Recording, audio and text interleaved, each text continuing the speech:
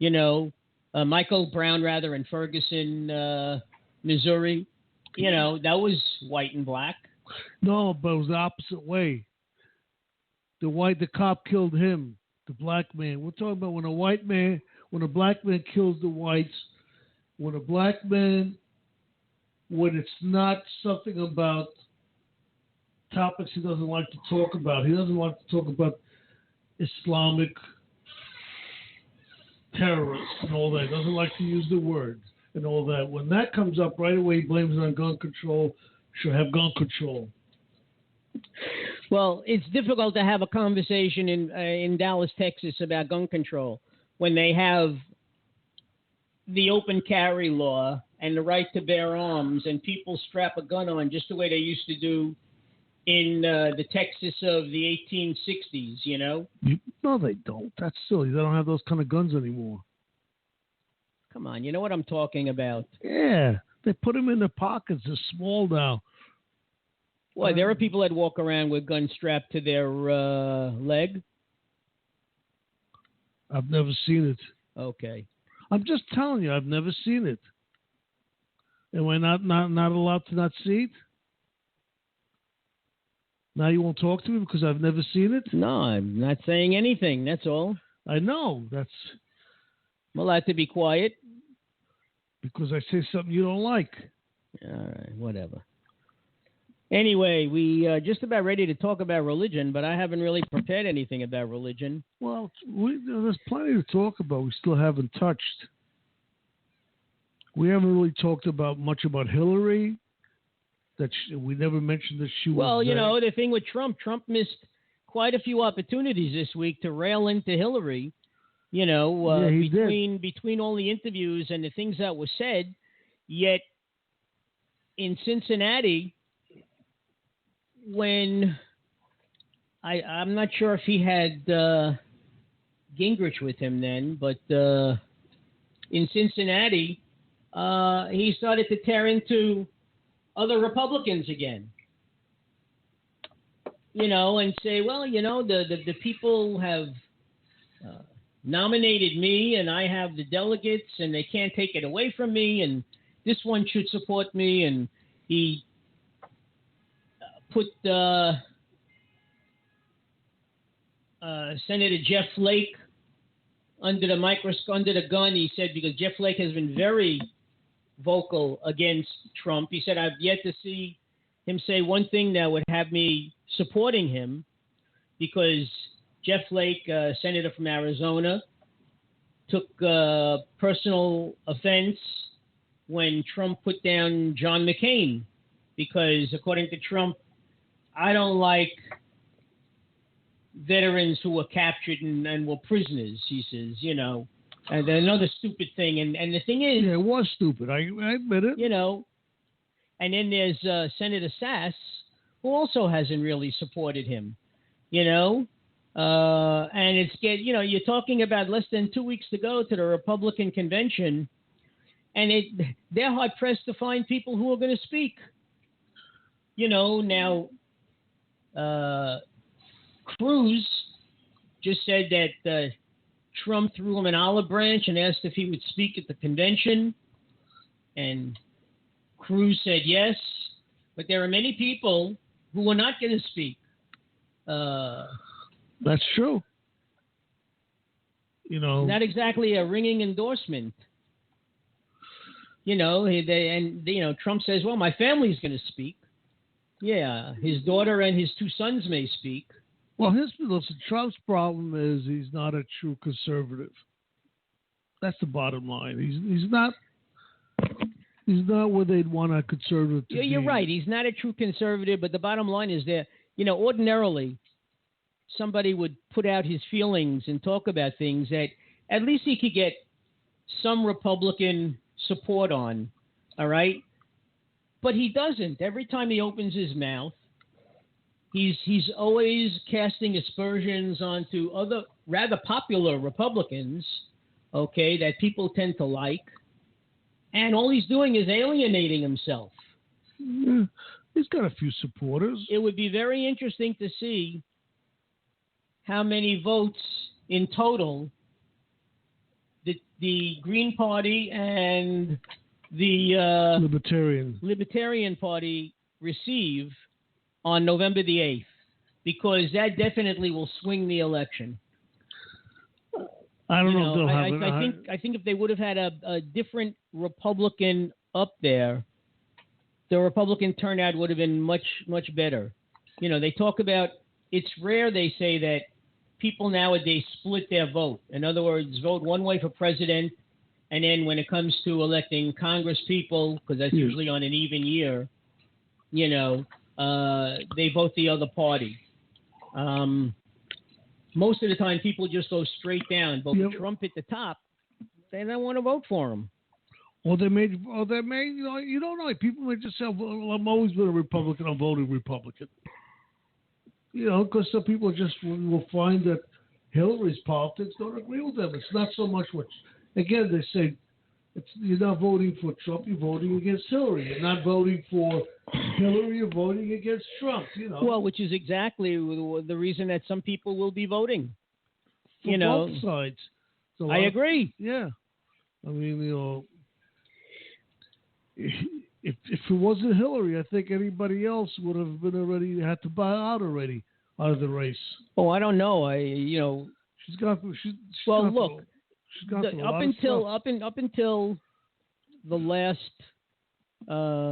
primary, in a national survey, Bernie was beating Trump by a higher percentage than Hillary.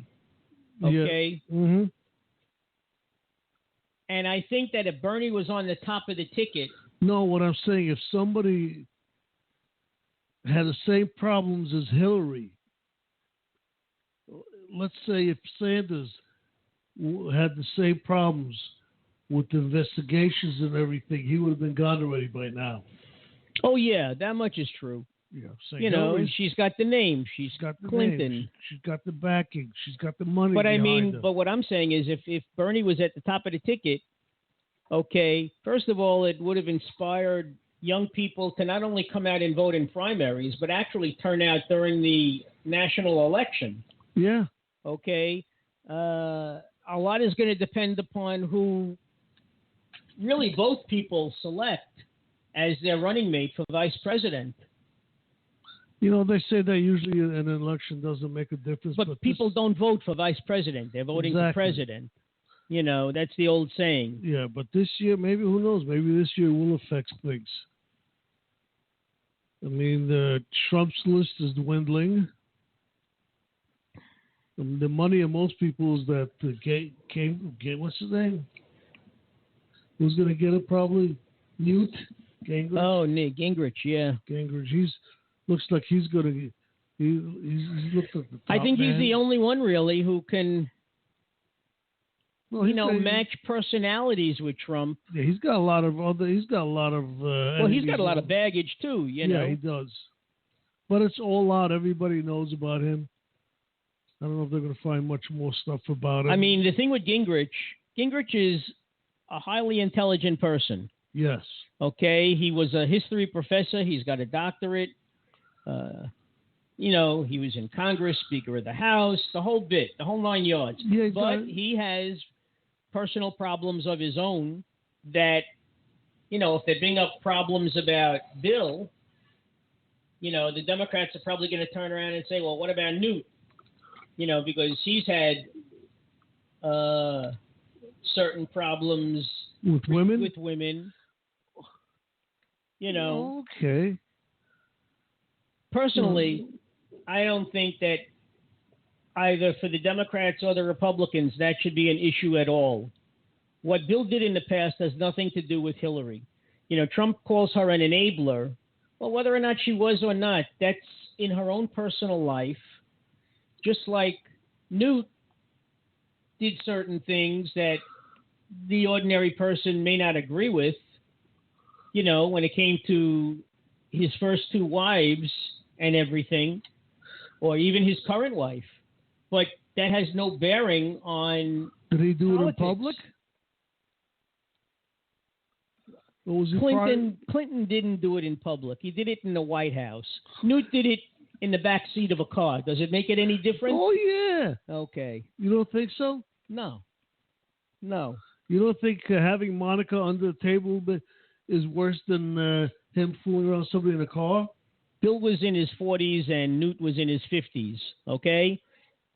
All right. And he took advantage of women who were in a lesser capacity politically, but he could do them some good, all right? So what does that tell you? Yeah, these in that respect, that makes these women, and again, I say this should not be a topic for discussion even. You know, the women are prostituting themselves for advancement, all right? Yeah. I know a lot of people can argue about this and say, so what's, people have done that forever, I mean, everybody, people prostitute themselves in different ways. I don't think Monica did herself any good by doing this. I mean, yeah, every now and then her name comes up and people. Well, she say Monica Lewinsky and right away, Well, people, if you listen to her, she loved Clinton. She didn't know any, she was young. Well, but the bottom line is, what has she done with her life, other than be a spokesperson for Weight Watchers? Okay, and she really hasn't done much. She hasn't done much writing. She wanted to have, be politically oriented, but she hasn't done any. I mean, she's made herself a pariah. Nobody wants to touch her, literally. Okay, in the realm of politics. Okay, and she's lucky that her father was a well-to-do doctor, where she can live that kind of lifestyle. But I mean, like I said, I'm not here to discuss that. But you don't think Bill Clinton ruined her life?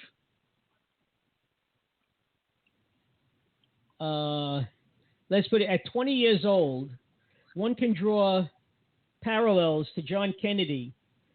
A number of years ago, a woman wrote a book about. Well, you like a politician. You don't answer questions directly what do anymore. You mean? I asked you a question, and what did you ask me? I said, "Do you think that Bill Clinton ruined her life?" No, because she didn't do anything she didn't want to do. Come on. Okay, foolish 20-year-old girl. girl. And here's the president of the United States so flirting with her. There's such a word as no. All right?